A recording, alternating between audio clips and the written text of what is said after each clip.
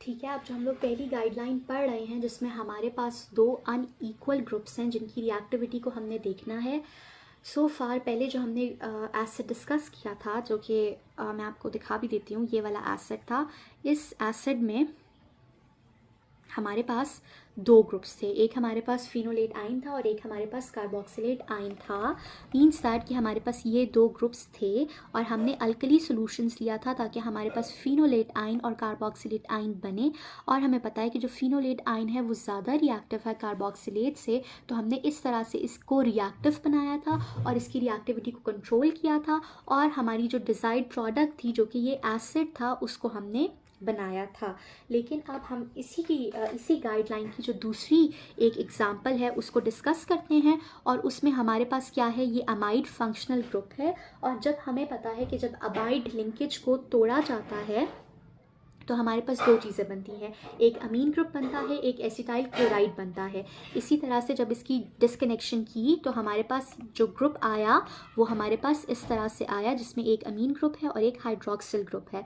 अब क्योंकि हमें इसमें इस प्रोडक्ट से जाना है अमाइड तक, तो हमने अमीन ग्रुप को ज़्यादा रिएक्टिव बनाना है as compare to hydroxyl group. ठीक है, इसलिए हम इस हाइड्रोक्सिल ग्रुप को यानी कि फिनोल को हम लोग अनआयोनाइज रहने देते हैं, ताकि अगर हमारे पास फिनोलेट आयन आएगा तो उसकी रिएक्टिविटी इन्वॉल्व हो जाएगी और वो ज़्यादा रिएक्टिव हो जाएगा। तो हम इस फिनोल को अनआयोनाइज ही रहने देते हैं ताकि जो हमारा ग्रुप रिएक्ट करे वो सिर्फ और सिर्फ ये अमीन ग्रुप हो।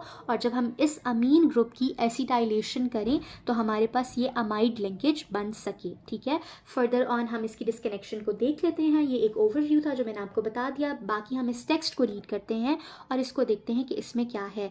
The commonly used analgesic paracetamol, एक जो मेडिसिन है पैरासीटामोल, एक्चुअली वो ये है, उसका स्ट्रक्चर ये बना हुआ है।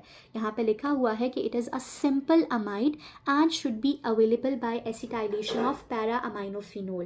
पैरासीटामोल एक सिंपल अमाइड फंक्शनल ग्रुप है और ये किस तरह से बनता है, एसिटाइलेशन ऑफ पैरा अमाइनोफिनोल, कि ये हमारे पास पैरा अमाइनोफिनोल है।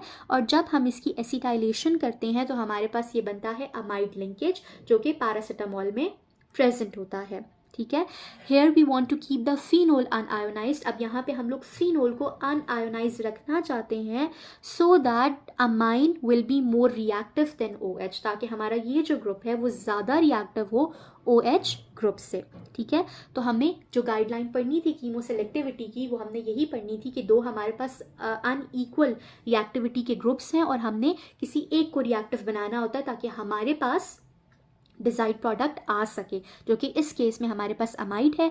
अब अमाइड को हासिल करने के लिए हमने अपने अमीन फंक्शनल ग्रुप को रिएक्टिव बनाना था इस फिनोल से, तो हमने इसको अनआयोनाइज रहने दिया, क्योंकि अगर हम लोग आयोनाइज कर देते हैं तो हमारे पास फिनोलेट आयन जो है उसकी टेंडेंसी रिएक्टिविटी की ज़्यादा होती, मतलब उसकी रिएक्टिविटी हमारे पास ज़्यादा होती, जो कि हम नहीं चाहते थे। और जो पिछला केस था, जो कि हमने पहली एग्जाम्पल पढ़ी, जिसमें हमने इस एसिड को बनाना था, हमें उसमें इस हाइड्रो ऑक्साइड जो आयन है इसकी रिएक्टिविटी को बढ़ाना था। तो हमने क्या किया था कि हमने अल्कली में ये रिएक्शन करवाया था और हमने इसको आयोनाइज किया था, और फिनोलेट आयन और कार्बोक्सिलेट आयन ये हमारे पास इसका रिजल्ट था। तो हमारे पास जब फिनोलेट आयन बना तो वो ज़्यादा रिएक्टिव था, उसने हमारे अल्काइल हैलाइड यानी कि अल्काइल आयोडाइड के साथ रिएक्ट करके हमारा जो एसिड है, जो कि हमारे पास डिजायर्ड प्रोडक्ट था, ईथर कनेक्शन उसने बनाई। लेकिन यहाँ पे हमें अपनी रिएक्टिविटी जो चाहिए थी वो अमीन के लिए चाहिए थी, इसीलिए हमने इसको अनआयोनाइज रहने दिया ताकि अमीन जो है उसकी एसिटाइलेशन हम लोग करवा सकें और हमारे पास ये अमाइड लिंकेज बन सके। ठीक है,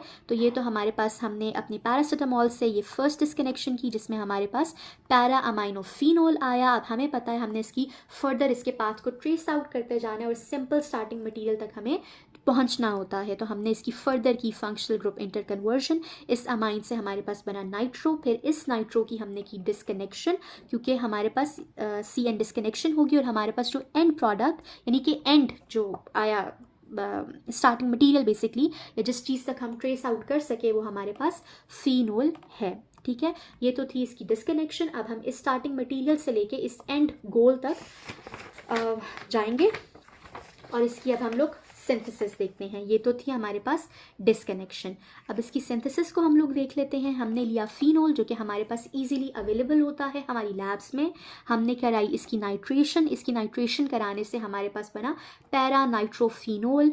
हमें पता है कि जो हाइड्रो ऑक्साइड ग्रुप होता है वो क्या होता है, हमारे पास ऑर्थो पैरा डायरेक्टिंग होता है। तो हमारे पास ऑर्थो प्रोडक्ट भी बनी होगी और पैरा प्रोडक्ट भी बनी होगी, क्योंकि यहाँ पे जो हमारे पास डिजाइड प्रोडक्ट है उसमें सिर्फ पैरा प्रोडक्ट ही है, ऑर्थो नहीं है। तो हमने ऑर्थो में से इस पैरा को सेपरेट कर दिया।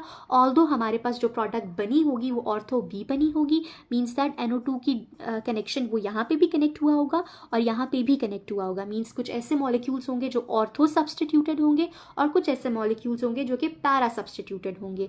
ठीक है, फिर हमने इस ऑर्थो कंपाउंड को लिया और इसकी हमने करवाई हाइड्रोजनेशन। और जब हमने इसकी हाइड्रोजनेशन करवाई यानी कि रिडक्शन करवाई, तो ये नाइट्रो ग्रुप हमारे पास चेंज हो गया अमीन फंक्शनल ग्रुप में। और फिर अमीन फंक्शनल ग्रुप की हमने करवाई एसिटाइलेशन। और एसिटाइलेशन के बाद हमारे पास जो प्रोडक्ट बना वो हमारा टारगेट मॉलिक्यूल था जिस तक हमने जाना था।